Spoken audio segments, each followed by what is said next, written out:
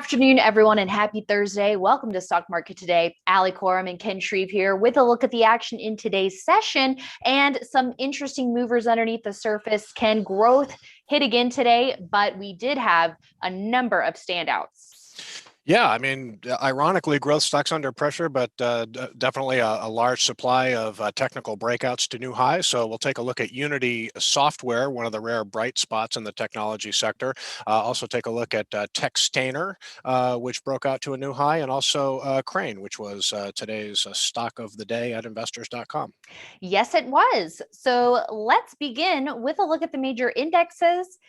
Here, I don't want to leave the meeting. I want to share my screen. Here's a look at the NASDAQ, which lagged today down about 0.2%.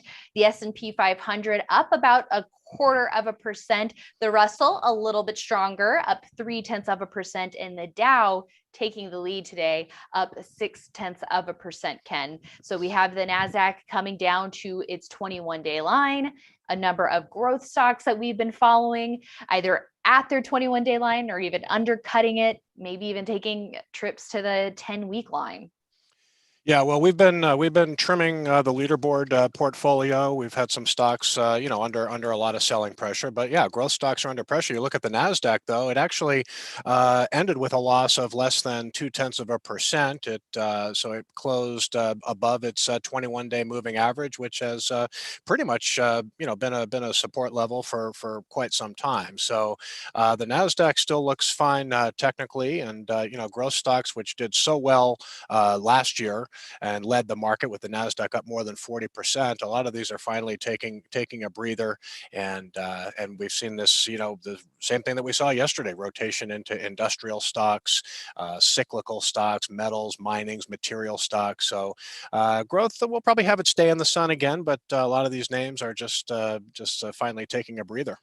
Yeah, taking a break, maybe setting up new buying opportunities. So we won't forget about them, just like we never forgot about these cyclical stocks as they started working on their bases, coming back up through the 50-day line and presenting actionable opportunities. A quick look at the Dow before we take a look at some stocks. So you could just see the advance here today up about 0.6%. So clearly in new high territory.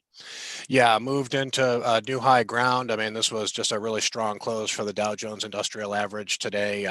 Home Depot made a nice move in the Dow ahead of its earnings report next week. So one of the names we're going to be talking about, Crane, is definitely an industrial type stock. So the Dow was the clear leader today, all-time closing high, and continues to trade well. It seems to me that a good portfolio today is going to have a mix of growth and then some, industrial materials, right, cyclical type stocks. So having some exposure to some leading stocks in the Dow right now, maybe not a bad idea. Okay, that makes sense, Ken. And we are seeing a bright spot, though, in software. Unity really bucking the weakness in software broadly today, up about 8% for the day, really taking out that cup with handle buy point, getting above that 200-day line, and even crossing that 120 price level. A very impressive reaction to the earnings report. Yeah, I mean, we added this to leaderboard in the morning. We first of all wanted to see it move above that 115.50 level, its prior high. That corresponded with a move above its 200-day moving average, which is relatively new there on the chart. But just really an incredible day for a company whose software allows video game developers to create two-dimensional, three-dimensional content on mobile phones and tablets and consoles and virtual reality devices. So Unity Software definitely has the new going for it. It's not profitable yet, but does have pretty good fund ownership, and sales growth has been accelerating over the past couple of quarters anyway. So obviously a very strong response by the market to its earnings report, and really a bullish close, a bit of an anomaly in the technology sector today.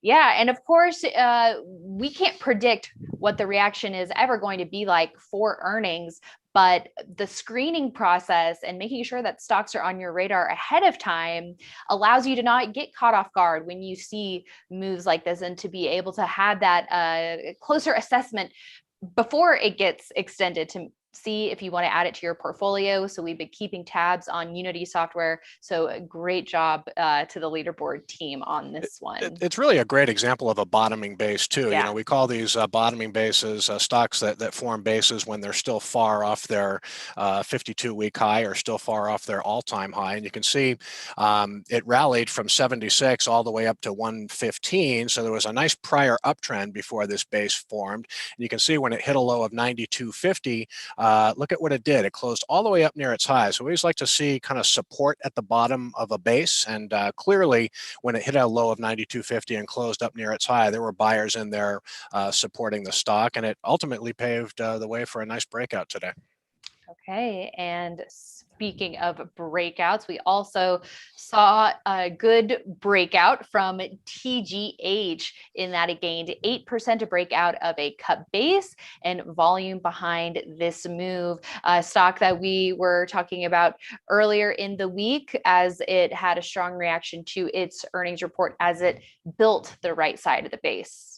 Yeah, provider of intermodal container leasing services. So all the strength in the shipping stocks that we've seen. These shipping stocks have these intermodal containers on board, and this is Textainer's business. So it's sort of an ancillary shipping play here. But yeah, good close near highs. This is a stock where the gain faded today a little bit, but it was good to see a close decidedly in the upper half of its range and strong volume. And it didn't really consolidate much when it moved up off that low of 27.50, but it did break out from this cut base over that 36.19 high, and it's just what you want to see on a breakout. Just good close near highs and nice percentage gain. And look at the volume that came behind the move, very, very strong. Mm-hmm. So definitely some signs of what looks like institutional buying in this stock today.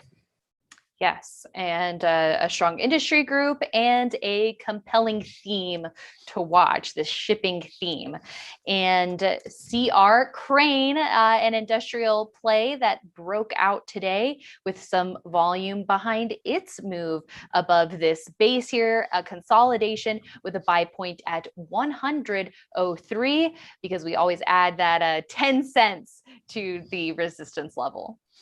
Yeah, tried to move over the 100 level last week and got a little bit of resistance, which isn't surprising at a round number like 100. But again, this was a decisive breakout over the 100 level today. It wasn't earnings that fueled the move. They reported earnings recently, so just sort of a delayed reaction, I guess. But again, on a strong day for industrial stocks, this is a provider of engineered industrial products, and the fluid handling business is one of their main businesses, and just a nice breakout today. Relative strength line lagging a little bit, but to see the stock move over 100 with conviction in heavy volume.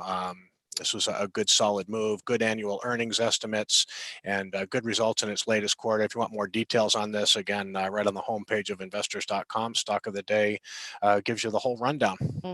Yeah, ton of great stories each day on whether it be an actionable trade idea or a stock that is setting up. Sometimes we feature lessons from sell signals as well, but oftentimes it is a stock that is flashing a buy signal, and we provide detail, as you said, Ken, as to what's going on in the story as well, the story of the company, that is.